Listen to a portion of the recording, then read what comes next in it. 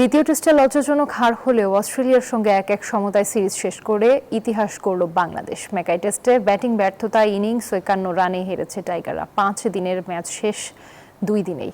টাইগাররা এমন লজ্জার মুখোমুখি প্রথমবার। এদিকে সিরিজ ড্র করে আইসিসি টেস্ট র্যাঙ্কিংয়ে ইতিহাসের সেরা অবস্থানে বাংলাদেশ। 3 ধাপে গিয়ে এখন 6 নম্বরে লাল সবুজের দল।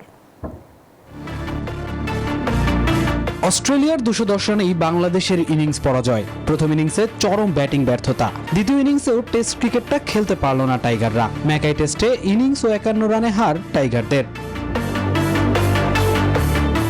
প্রথম ইনিংসে 64 রানে অল আউট হয়ে লজ্জায় ডোবে নাজমুল হোসেন শান্তর দল। সর্বোচ্চ স্কোর ছিল মাত্র 14 রান, তাও আবার পেসার শরীফুল ইসলামের ব্যাটে।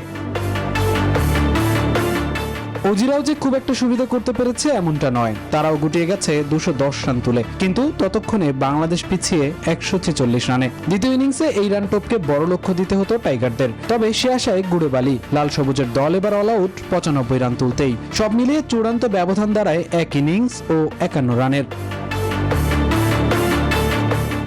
ম্যাচের ফল হয়ে গেল 2 দিন শেষ হওয়ার আগেই। এমন ঘটনা বাংলাদেশের টেস্ট ক্রিকেট ইতিহাসে ঘটেনি গত 26 বছরেও। অথচ প্রথম ম্যাচে ইতিহাস গড়া জয় তুলে নেয় টাইগাররা। ব্যবধানটা ছিল 9 উইকেটের। অস্ট্রেলিয়ার মাটিতে টাইগারদের এমন দাপট ক্রিকেট বিশ্বকেই নাড়িয়ে দিয়েছে। দ্বিতীয় ম্যাচে হতাশার মাঝে বড় প্রাপ্তি দুর্দান্ত বোলিংয়ে শরীফুল ইসলামের 7 উইকেট। তবে 2 টেস্ট মিলিয়ে 10 উইকেট শিকার করে ম্যাচ ও সিরিজের সেরা অজি পেসার মিচেল স্টার্ক। 2000 সালের 26 জুন টেস্ট মর্যাদা পাওয়া বাংলাদেশ দল 26 বছরে 161 ম্যাচ খেলেছে। 1 নম্বর দল অস্ট্রেলিয়ার সঙ্গে সিরিজ সমতায় শেষ করে টাইগাররা এখন ইতিহাসের সেরা অবস্থানে। 3 ধাপে গিয়ে লাল সবুজের দল উঠে গেছে 6 নম্বরে।